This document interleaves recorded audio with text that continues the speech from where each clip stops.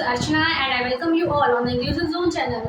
तो आज की वीडियो में हम पढ़ेंगे एजुकेशन पेपर का यूनिट 6 जो कि रिलेटेड है आपका रिसर्च इन एजुकेशन से। एंड रिसर्च इन एजुकेशन में ही आपके कुछ पॉइंट्स दिए हुए हैं जो कि डायरेक्टली तो आपके सिलेबस में मेंशन नहीं है, बट इनडायरेक्टली कहीं ना कहीं इस टॉपिक से रिलेटेड आपके एग्जाम्स में क्वेश्चन आ जाते हैं। तो ये जो टॉपिक है ये आपके पेपर 1 के लिए मोस्ट इम्पॉर्टेंट है एंड एजुकेशन पेपर के लिए भी उतना ही इम्पॉर्टेंट है। तो आज की वीडियो में हम पढ़ेंगे हाइपोथेटिको डिडक्टिव मेथड के बारे में, देन हम पढ़ेंगे एम्पेरिको इंडक्टिव मेथड के बारे में। तो यहाँ से आपके पेपर में किस तरीके से क्वेश्चंस आते हैं ये हम जानेंगे, लेकिन सबसे पहले हमें हाइपोथेटिको डिडक्टिव मेथड का कॉन्सेप्ट समझ में आना चाहिए ताकि अब हम आसानी से क्वेश्चंस कर पाएँ। तो सबसे पहले जो हाइपोथेटिको डिडक्टिव मॉडल है इसको देखिए, अगर ये इस वर्ड को है ना इसको हम ब्रेक करें तो हमारे पास हाइपो जो कि रिलेटेड है आपका हाइपोथेसिस से, हाइपोथेसिस से रिलेटेड है। देन है आपका डिडक्टिव। डिडक्टिव तो मैंने आपको हर एक वीडियो में शॉर्ट में बताया है, it moves from general to specific, general to specific. जब हम बात करते हैं जनरल टू स्पेसिफिक की तो वहाँ पे क्या होता है, हमारा डिडक्टिव मेथड होता है। एंड देन है हाइपो। हाइपो मीन्स यहाँ पे है हाइपोथेसिस। अब हम इस मेथड को जानेंगे कि ये मेथड है क्या। तो जैसे जो आपका हाइपोथेटिको डिडक्टिव मॉडल है या हाइपोथेटिको डिडक्टिव मेथड है, ये कार्ल प्रॉपर ने डेवलप किया था। मोस्ट इम्पॉर्टेंट पॉइंट है, इसको किसने डेवलप किया, कार्ल प्रॉपर ने। यहाँ से आपके एनडीए नेट के एग्जाम में पेपर 1 में क्वेश्चन पूछा जा चुका है। तो hypothetico deductive method is developed by Karl Popper. Then ये इसके स्टेप्स हैं। अब देखिए सबसे पहले क्या है, जैसे मैंने बात की या हम जानते हैं कि डिडक्टिव मेथड में क्या होता है, हम चलते हैं जनरल टू स्पेसिफिक। तो सबसे पहले क्या है कि हमने क्या है, फर्स्ट पॉइंट हमारा क्या है, जनरल कॉन्टेक्स्ट और फिनोमेना। पहले फर्स्ट स्टेप पे कोई भी कॉन्सेप्ट या कोई फिनोमेना कैसा होता है, जनरल होता है, हम जनरल वे में उसकी बात करते हैं। देन हम क्या करते हैं, जो भी हमारा फिनोमेना है उस फिनोमेना से रिलेटेड हम क्या बनाते हैं, हाइपोथेसिस को बनाते हैं। और हाइपोथेसिस क्या होती है आपकी, tentative solution of the problem, tentative solution of the problem. ठीक है, तो hypothesis is tentative solution of the problem. Then जो भी हमने हाइपोथेसिस बनाई है उस हाइपोथेसिस का हम क्या करते हैं, प्रिडिक्शंस करते हैं बेस्ड ऑन हाइपोथेसिस। यानी कि जो भी हमने हाइपोथेसिस बनाई है उस हाइपोथेसिस के बेस पे हम प्रिडिक्शन करेंगे कि जो भी हमने अज्यूम किया है वो कितना सही होगा। देन है आपका, हमने प्रिडिक्शन करने के बाद हम जाते हैं नेक्स्ट स्टेप पे, हम क्या करते हैं, डेटा कलेक्शन करते हैं on the basis of observation. यानी कि जो भी हमने हाइपोथेसिस बनाई है उस हाइपोथेसिस के बेसिस पे हम क्या करते हैं, डेटा का कलेक्शन करते हैं, आंकड़ों को इकट्ठा करते हैं। देन है आपका एनालिसिस ऑफ डेटा। उसके बाद हम क्या करते हैं, जो भी हमने डेटा का कलेक्शन किया, डेटा कलेक्शन करने के बाद हम क्या करते हैं, उस डेटा को एनालाइज करते हैं। देन है आपका हाइपोथेसिस टेस्टिंग। तो जो हमने यहाँ पे हाइपोथेसिस बनाई थी सेकेंड स्टेप में, उस हाइपोथेसिस की टेस्टिंग कब करते हैं, जब डेटा का एनालिसिस करने के बाद। हाइपोथेसिस की हम टेस्टिंग करेंगे तो या तो फिर हमारी जो हाइपोथेसिस होगी वो एक्सेप्ट होगी, या जो हमारी हाइपोथेसिस है वो क्या होगी, रिजेक्ट होगी। दो ही चीज़ें तो होंगी।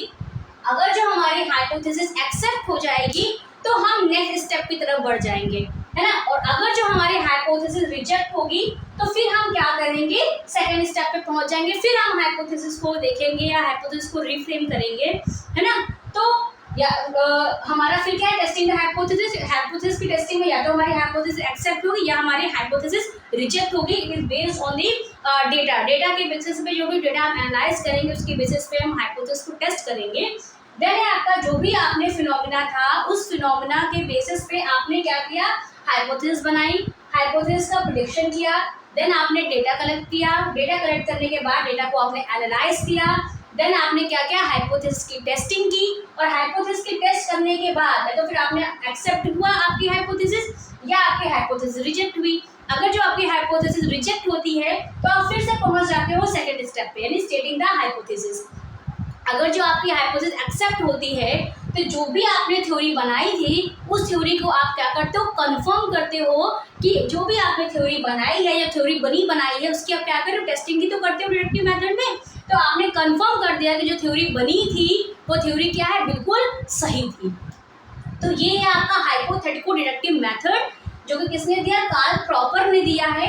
ये सारे स्टेप्स किससे रिलेटेड है, आपके डिडक्टिव हाइपोथेटिको डिडक्टिव मेथड से, है ना। तो अब जब हम बात करते हैं हाइपोथेटिको डिडक्टिव मेथड की, तो मैंने आपको जब मैं क्वांटिटेटिव आपको अप्रोच पढ़ा रही थी तो मैंने वहाँ पे बताया था कि जब भी हम क्वांटिटेटिव अप्रोच की बात करते हैं तो वहाँ पे हम बनाते हैं हाइपोथेसिस, देन हाइपोथेसिस की टेस्टिंग करते हैं, है ना। तो सेम चीज़ फिर से यहीं पे उठ के आ जाएगी कि जब हम बात करेंगे हाइपोथेटिको डिडक्टिव मेथड की तो ये किससे रिलेटेड है, आपका क्वांटिटेटिव अप्रोच से, रिलेटेड टू क्वांटिटेटिव अप्रोच। इस तरीके से आपको हर एक चीज, हर एक टॉपिक पढ़ा हुआ आपस में दूसरे टॉपिक से क्या करना है, रिलेट करना है। जब आप रिलेट करना सीख जाओगे तो ऑटोमेटिक जो आपके क्वेश्चंस होंगे ना, एप्लीकेशन मोड के क्वेश्चंस आते हैं नेट के पेपर में, तो आप उन क्वेश्चंस को आसानी से कर लेंगे, है ना। तो जैसे मैंने बात की हाइपोथेटिको डिडक्टिव मेथड की, तो किससे रिलेटेड है, आपका क्वांटिटेटिव अप्रोच से रिलेटेड है या क्वांटिटेटिव रिसर्च से रिलेटेड है। तो जितनी भी कैरेक्टरिस्टिक्स आपकी क्वांटिटेटिव अप्रोच में आती हैं वो सारी कैरेक्टरिस्टिक्स ऑटोमेटिक इसमें आ गई, आपकी हाइपोथेटिको डिडक्टिव मेथड के अंदर आ गई। देन आपको ये पता होना चाहिए कि जब हम बात करते हैं क्वांटिटेटिव अप्रोच की तो यहाँ पे आपको रिसर्च मेथड्स पता होने चाहिए कि हम कौन कौन से रिसर्च मेथड्स का यूज़ करेंगे। साथ ही साथ सैम्पलिंग मेथड्स पता होने चाहिए कि कौन से सैम्पलिंग मेथड्स का हम यूज़ करेंगे। उसके साथ पैरामेट्रिक स्टैटिस्टिक्स के बारे में भी आपको पता होना चाहिए, जो कि हर एक लेक्चर में मैंने आपको ये चीज़ें बताई हैं। तो ये सारी चीज़ें आप ऑटोमेटिक इसके अंदर आ जाएंगी, हाइपोथेटिको डिडक्टिव मेथड के अंदर आ जाएंगी। और जो आपको हाइपोथेटिको डिडक्टिव मेथड है सेम एज इट इज कैसा है, डिडक्टिव मेथड की तरह है। यही सारी चीज़ें जो हमने हाइपोथेटिको डिडक्टिव मेथड के अंदर की हैं यही सेम चीज़ें हम डिडक्टिव मेथड के अंदर भी करते हैं। तो आई होप आपको हाइपोथेटिको डिडक्टिव मेथड आसानी से समझ में आ गया होगा। अब हम बात करेंगे एम्पेरिको इंडक्टिव मेथड की, देन हम इससे रिलेटेड क्वेश्चंस भी करेंगे ताकि आपको आसानी से कॉन्सेप्ट के साथ साथ क्वेश्चंस अटेम्प्ट करना भी आ जाए। अब हम जानेंगे एम्पेरिको इंडक्टिव मेथड के बारे में। तो फिर से हम इसको ब्रेक करेंगे। एम्पेरिको का मतलब क्या होता है, जो भी हमने क्या पढ़ा था, पॉजिटिविज्म और पोस्ट एम्पेरिसिज्म। तो empirico is related to your experiences, related to experiences. And inductive का मतलब क्या होता है, जब हम चलते हैं स्पेसिफिक टू जनरल। इंडक्टिव का मतलब है स्पेसिफिक टू जनरल, ठीक है। तो ये है एम्पेरिको इंडक्टिव मेथड। तब देखिए इसमें तो सबसे पहले हम एम्पेरिको इंडक्टिव मेथड में क्या करते हैं, सबसे पहले हमने ऑब्जर्वेशन किया। ऑब्जर्वेशन करने के बाद हम क्या बनाते हैं, पैटर्न्स बनाते हैं। और पैटर्न्स किसके बेसिस पे बनाएंगे, ऑब्जर्वेशन के बेसिस पे बनाएंगे। सपोज हमें किसी भी कॉन्सेप्ट के ऊपर या किसी चीज़ के ऊपर या सपोज प्लांट्स के ऊपर ही, प्लांट्स को ही आप ऑब्जर्व कर रहे हो, तो प्लांट्स को ऑब्जर्व करने के बाद आप क्या करोगे, सिमिलर प्लांट्स या आइडेंटिकल प्लांट्स को क्या करोगे, पैटर्न बनाना शुरू करोगे कि इस लीफ वाले प्लांट, ऐसे लीफ वाले प्लांट्स या ऐसे लीफ वाले प्लांट्स क्या है, सिमिलर होते हैं या आइडेंटिकल होते हैं। तो आप क्या करोगे, इसमें पैटर्न्स बनाना शुरू करोगे। पैटर्न बनाने के बाद आप क्या बनाओगे, टेंटेटिव हाइपोथेसिस जनरेट करोगे कि जो लीव्स हैं ये सेम किंगडम को बिलोंग करती हैं कि नहीं करती हैं, है ना। तो इस तरीके से आप क्या करोगे, टेंटेटिव हाइपोथेसिस बनाई। बट डिडक्टिव और इंडक्टिव में डिफरेंस ही यही है कि डिडक्टिव में हम हाइपोथेसिस बनाने के बाद हाइपोथेसिस की टेस्टिंग करते हैं, बट इन इंडक्टिव मेथड हम हाइपोथेसिस की टेस्टिंग नहीं करते हैं, हम सिर्फ हाइपोथेसिस को बनाते हैं। हाइपोथेसिस बनाने के बाद हम क्या करते हैं, थ्योरी तक पहुंचते हैं। लेकिन यहाँ पे थ्योरी की हम टेस्टिंग नहीं करते हैं, है ना। थ्योरी को हम टेस्ट नहीं करेंगे, सिर्फ क्या बनाएंगे, थ्योरी को बनाएंगे। तो सबसे पहले हम क्या करते हैं, ऑब्जर्वेशन करते हैं, देन पैटर्न्स आता है, देन टेंटेटिव हाइपोथेसिस होती है, देन क्या होता है, थ्योरी होती है आपकी। तो ये रिलेटेड है आपका एम्पेरिको इंडक्टिव मेथड से। देन आपको एक चीज़ ये भी याद रखनी है, जब हम बात करते हैं इंडक्टिव मेथड की तो कभी कभी आपको आ जाता है कि टॉप डाउन अप्रोच कौन सी है या बॉटम अप अप्रोच कौन सी है। तो जो आपकी एम्पेरिको इंडक्टिव मेथड है या जो आपका इंडक्टिव मेथड है ये कैसा है, बॉटम अप अप्रोच है, बॉटम अप अप्रोच। ये आपको याद रखना है, बहुत इंपॉर्टेंट पॉइंट है। कभी कभी होता क्या है कि इंडक्टिव मेथड ना लिख के सिर्फ और सिर्फ बॉटम अप अप्रोच क्वेश्चन में लिखा होता है और आपको पता करना पड़ता है कि यहाँ पे हम डिडक्टिव की बात कर रहे हैं या इंडक्टिव की बात कर रहे हैं। तो जब भी आए बॉटम अप अप्रोच तो आपको ये याद रखना है ये किससे रिलेटेड है, आपका इंडक्टिव मेथड से रिलेटेड है या एम्पिरिको इंडक्टिव मेथड से रिलेटेड है। सेम जो एम्पिरिको इंडक्टिव मेथड में जो चीज़ें हम करते हैं एज इट इज आपका इंडक्टिव मेथड में भी हम वही चीज़ों को फॉलो करते हैं। तो ये है आपका एम्पिरिको इंडक्टिव मेथड। देन आपको ये पता होना चाहिए कि जो आपका एम्पिरिको इंडक्टिव मेथड है it is related to qualitative approach, related to qualitative approach या क्वालिटेटिव रिसर्च। ठीक है, तो जब जो भी चीज़ें हम क्वालिटेटिव रिसर्च ऑलरेडी पढ़ चुके हैं, तो जितनी भी कैरेक्टरिस्टिक्स आपकी क्वालिटेटिव रिसर्च के अंदर थी वो सारी की सारी ऑटोमेटिक किसके अंदर आ जाएंगी, इंडक्टिव मेथड या एम्पिरिको इंडक्टिव मेथड के अंदर आ जाएंगी। देन जो काम हमने हाइपोथेटिको डिडक्टिव में किया था सेम वही काम क्या होगा एम्पिरिको इंडक्टिव मेथड में होगा, लेकिन वहाँ पे हमने बात की थी क्वांटिटेटिव अप्रोच की और यहाँ पे हम किसकी बात करेंगे, क्वालिटेटिव अप्रोच की। तो यहाँ पे भी आपको रिसर्च मेथड्स पता होने चाहिए, देन आपको सैम्पलिंग पता होनी चाहिए, है ना। तो ये सारी चीज़ें आपको क्वालिटेटिव रिसर्च जो कि रिलेटेड है आपका एम्पिरिको इंडक्टिव मेथड से, आपको ये सारी चीज़ें पता होनी चाहिए और आप जो भी टॉपिक पढ़ें उस टॉपिक को दूसरे टॉपिक से रिलेट करने की कोशिश करें, तभी आप आसानी से क्वेश्चंस को क्या कर पाओगे, अटेम्प्ट कर पाओगे। देन जब अभी हमने बात की एम्पिरिको इंडक्टिव मेथड की, तो आप इसको पॉजिटिविज्म या पोस्ट पॉजिटिविज्म से भी जोड़ सकते हैं। तो एम्पिरिको इंडक्टिव मेथड में आपका क्या आएगा, पोस्ट पॉजिटिविज्म आएगा। क्या आएगा, पोस्ट पॉजिटिविज्म, पोस्ट पॉजिटिविज्म। तो पोस्ट पॉजिटिविज्म की सारी कैरेक्टरिस्टिक्स भी किसमें आ गई, एम्पिरिको इंडक्टिव मेथड में आ गई। एज इट इज जब हम बात करेंगे हाइपोथेटिको डिडक्टिव मॉडल की या हाइपोथेटिको डिडक्टिव मेथड की, तो वहाँ पे आपका क्या जो पॉजिटिविज्म की कैरेक्टरिस्टिक्स थी, पॉजिटिविज्म की कैरेक्टरिस्टिक्स आपको किसमें आ जाएंगी, हाइपोथेटिको डिडक्टिव मेथड के अंदर आ जाएंगी। तो ये आपका था hypothetico deductive method and empirico inductive method, जो कि आपके पेपर के लिए बहुत इंपॉर्टेंट है। आई होप आपको समझ में आ गया होगा, और अगर जो कुछ ना समझ में आया तो आप मुझसे कमेंट सेक्शन में पूछ सकते हैं। तो अब हम करेंगे इससे रिलेटेड कुछ क्वेश्चंस, ताकि आपको आइडिया हो जाए कि यहाँ से किस तरह के क्वेश्चंस पूछे जाते हैं। तो आपको ये क्वेश्चन दिख रहा है, इस क्वेश्चन को देखते हैं हमें कैसे करना है और इस क्वेश्चन में क्या क्या पूछा गया है। तो क्वेश्चन में लिखा है in which of the following research methods and empirico inductive paradigm, इसके बारे में पूछ रहा है, empirico inductive paradigm is employed.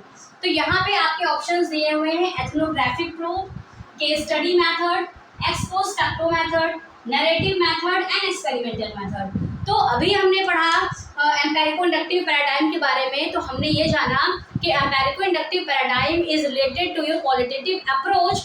So all the research methods which are related to qualitative research will come under empirico inductive paradigm।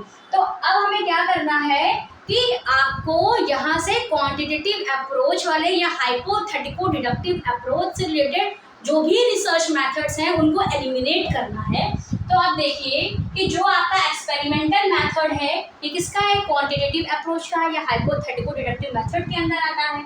Then आपका क्या है, ex post facto method. Then ex post facto method is again related to quantitative approach या hypothetical deductive method. तो ये आपके दो options क्या हुए, कट गए, डी एंड ई। अब जहाँ जहाँ पे भी डी एंड ई है वो ऑप्शन हटा दीजिए।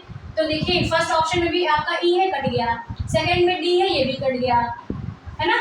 और देन आपका फोर्थ में भी डी एंड ई है, तो ये भी क्या हुआ, आपका कट गया। तो अब क्या है, ए और ए बी एंड डी, यानी जो आपका एथनोग्राफिक रिसर्च है it is related to empirico inductive paradigm, then case study is also related to empirico inductive paradigm and your narrative research. तो A B and D is your correct answer, A B and D is a correct answer. तो इस तरीके से ये question आपका previous year में है जो कि एनटीए नेट के एग्जाम में पूछा गया था। इसी तरीके से सेम आपका हाइपोथेटिको डिडक्टिव पैराडाइम से भी आ सकता है, और यहाँ पे जो ये ऑप्शंस हैं ये क्या हो जाएंगे, आपके चेंज हो जाएंगे। सपोज कि यहाँ पे मैंने यहाँ पे एम्पिरिको इंडक्टिव पैराडाइम ना लिख के आपका हाइपोथेटिको डिडक्टिव पैराडाइम लिखा होता, तो आपका जो आंसर है वो क्या होता, तब आपका आंसर हो जाता x post facto method and experimental method. तो तब आंसर क्या होता है आपका सी एंड ई, तब सी एंड ई आपका आंसर हो जाता। इसी तरीके से ये तो आपके रिसर्च मेथड से रिलेटेड क्वेश्चंस हैं। सेम एज इट इज आपसे सैम्पलिंग से भी क्वेश्चंस पूछे जा सकते हैं। तो तब तक आप इस तरीके के क्वेश्चंस को प्रैक्टिस करिए एंड हम मिलते हैं नेक्स्ट वीडियो में नेक्स्ट टॉपिक के साथ, जो कि वो भी आपके लिए बहुत इंपॉर्टेंट होगा। तब तक के लिए थैंक यू।